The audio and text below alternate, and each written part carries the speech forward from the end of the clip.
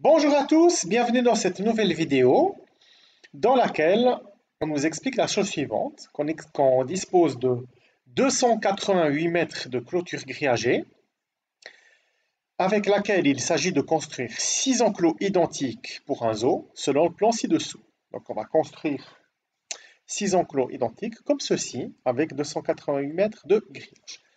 La question qu'on se pose, c'est quelles sont les dimensions que l'on devra donner à ces enclos pour que leur surface soit maximale. Donc on aimerait que chaque enclos soit le plus grand possible. Donc en fait, qu'est-ce qu'on va faire? On va poser les inconnus. Donc un enclos, c'est ça. Un côté, on l'appelle X, un côté, on l'appelle Y. Donc si vous voulez, tout ce qui est en noir, là, c'est de l'enclos. Donc, au total, on a de 288 mètres de grillage. Donc, le côté X, combien de fois il se retrouve? Une fois, deux fois, trois fois, quatre fois, cinq fois, six fois, sept fois, 8 fois. Donc, les parties qui sont verticales, ça fait 8X. Et les parties horizontales, 1, 2, 3, 4, 5, 6, 7, 8, 9, 9Y. Donc, les parties horizontales 9Y, plus les parties verticales 8X, ça doit faire 288 mètres de grillage.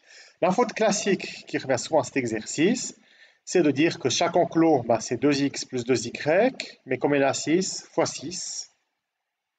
Donc 6 fois 2x plus 2y égale 288, ça c'est la faute classique.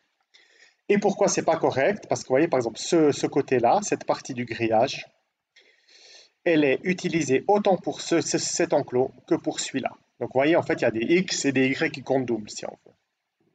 Donc notre contrainte, 8x plus 9y égale 280. Pour plus tard, qu'est-ce qu'il s'agit de faire? Il s'agit d'isoler l'une des deux variables.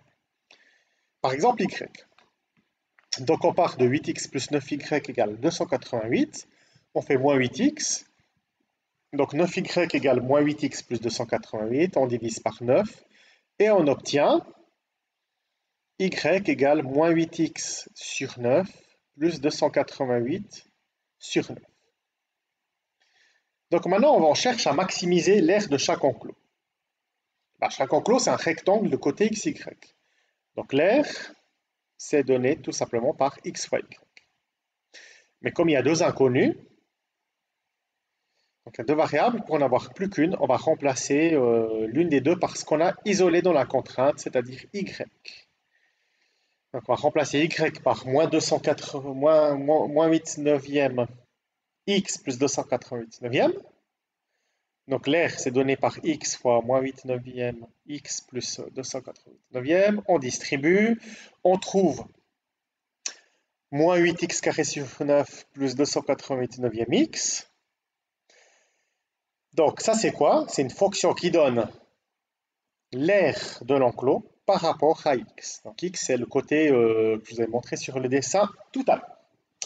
Donc maintenant, si on représente graphiquement cette fonction, ce sera une fonction de deuxième degré, donc une parabole qui sera concave, donc pas contente. Donc le sommet sera un maximum.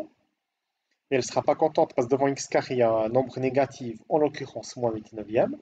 Donc on va chercher la première coordonnée du sommet en calculant moins b sur 2a, donc c'est-à-dire moins 288 neuvième sur 2 fois moins 8 neuvième. Donc ça fait 288 neuvième, enfin moins 288 neuvième sur moins 16 neuvième.